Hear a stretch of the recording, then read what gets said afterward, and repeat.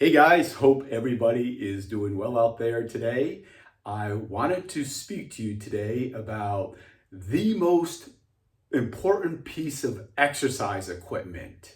The most important, bar none, for everybody, but especially for active seniors. And these days, there's literally probably thousands of different pieces of exercise equipment, and they all tout different benefits that you can get from using this type of equipment. And it can be a bit overwhelming trying to pick and choose which one you should use. But as I said, there is one that stands out from all the others, and there's a very simple way for identifying this most important piece of exercise equipment. I call it the mirror test. The mirror test.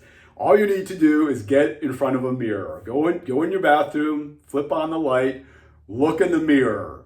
That image projected back to you, your body projected back to you, that is it. Your body is the most important piece of exercise equipment that you can have. Now, I know some of you are probably saying that's pretty obvious. We know we have to use our bodies and strengthen them and work on stability and mobility.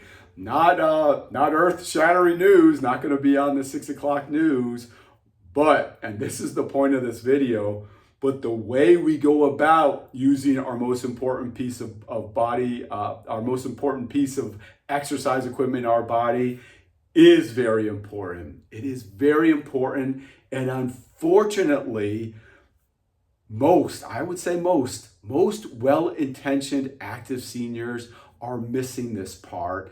And unfortunately, this can have drastic results later in life. I think the best way of illustrating this point is if you go to the gym. Go to any gym and just take a look around. You'll see a 75-year-old on a stationary bike. Maybe they're cranking it out. They're on level 8, cranking it out for 20 minutes. And then you tap them on the shoulder and say, "Excuse me, can I see you do a full body weight squat? Let me see you do a full, all the way down to the ground, all the way back up." Most of the time, that person is not going to be able to do that.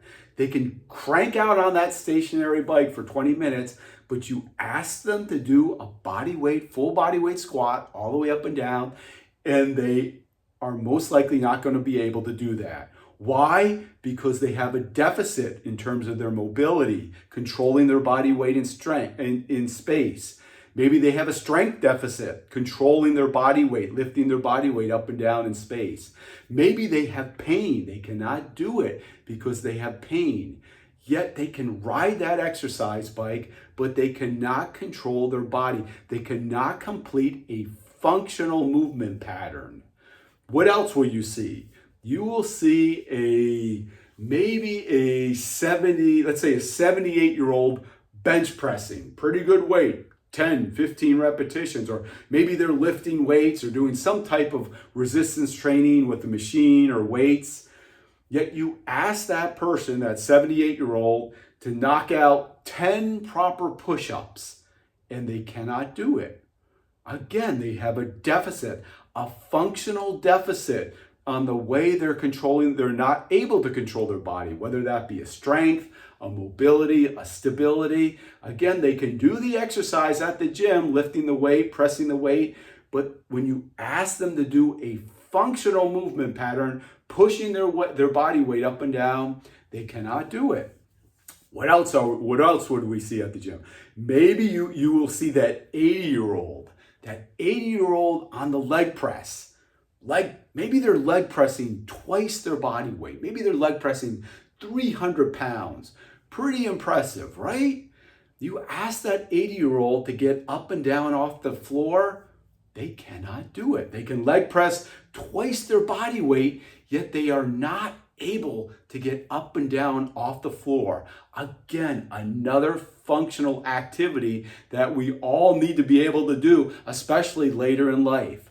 So why is all this happening? They can do the exercise, they can use that piece of equipment at the gym, but yet when you ask them to do a functional movement pattern where they have to control their body weight in space, they cannot do it. It's because those exercises at the gym they are doing is almost enabling them. It's robbing them of what they really should be focusing on. If you do not have full mobility of your body, just controlling your body weight, you should not be on a piece of exercise equipment, because again, it is robbing you of functional mobility. You should be concentrating. If you cannot do a full body weight squat, that should be your focus, because that is a functional movement pattern that will have the most carryover to activities you're going to have to do later in life. If your goal, and I do not think I'm going out on a limb saying this, if your goal is to have quality and independence of life, then you need to be able to control your body weight in space. Whether that's your mobility, your stability, your strength, your ability to produce power, that should be your primary focus. And if you cannot do that, if you cannot do a full body weight squat, if you cannot do a full lunge, if you cannot do a push-up or a pull-up, that's where your focus should be, because again, that is going to have the greatest impact on your quality and independence of life. Do not get on machines. Do not get on a stationary bike. You can use those exercises as accessory exercises, but they should not be your primary focus, because you, again, need to focus on your ability to control your body in space, your ability to produce power, to produce strength using your body weight. I hope that makes sense. You know what happened to me? I was a physical therapist. It was probably my second year as a PT. I was working at an outpatient clinic. I was working with this lady. She was in her late 70s. I'll never forget. Her name was Betty. We were in the gym. She was a superstar in the gym. She could flawlessly go through every piece of equipment throughout that gym and very impressively complete exercises.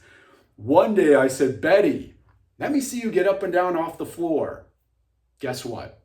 Betty, the superstar in the gym, could not get up and down off the floor. I said, what is going on here?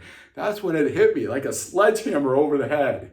She again could do all the gym exercises, but they were not functional movement patterns. She did not have, the machines were helping her stabilize her body. The machines were helping her balance her body. The machines were helping her, giving her more leverage to increase her strength and power.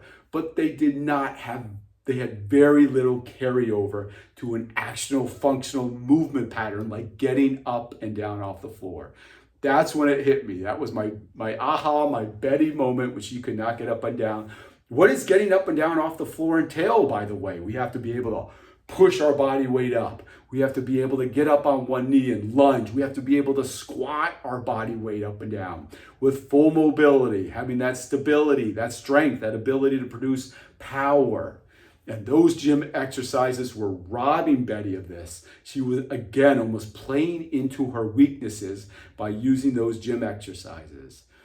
Hope this makes sense to you guys. This can make all the difference for you. I know I started this video with that simple test of getting in the mirror, and it may sound ridiculous to you, but that is your most important piece of equipment is your body weight, controlling your body in space. And then once you can, your mindset should be on increasing your ability to control your body in space. Because what is happening as active seniors, year after year, that time factor, right, is pecking away at our ability to produce strength and power. So we cannot just maintain. If we can do a full body weight squat, fantastic, but you should start to try to increase that ability by squatting and starting to jump up and down, because we have to try to slow down the negative effects of time robbing us of our physical attributes as we get older. Always have that mindset. Okay, I can do a functional movement pattern, but now I have to get better and better at it. Whether that means if you can walk, start to jog. If you can jog, start to run. Always have that mindset of getting better and better with your functional mobility. Again, can make all the difference for you later in life. Hope that helps. Hope that helps you guys. If this is interesting, if it makes sense, and I sure hope it does, I've created a course. It's a 30-minute video course. I call it the Core 7. Guess what the Core 7 is all about? What does the Core 7 entail?